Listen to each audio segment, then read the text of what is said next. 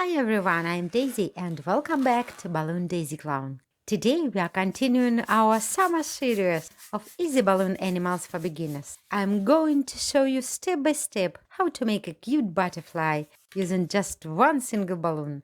Let's get started. First, let's inflate the balloon and tie it off. Now for the head. Twist a small 3-finger bubble down. Next to the wings, let's measure the bottom wings first. Then twist two long bubbles.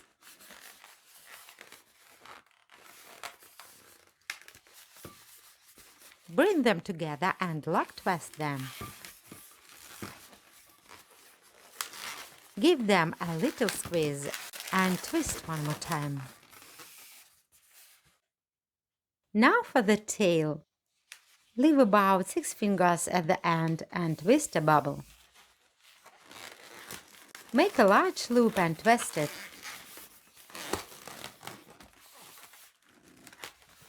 Now divide the loop into 2 equal parts.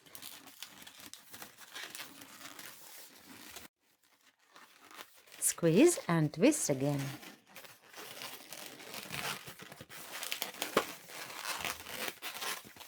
Our top wings are ready. Straighten everything out. And let's make the body by adding a quick pinch twist.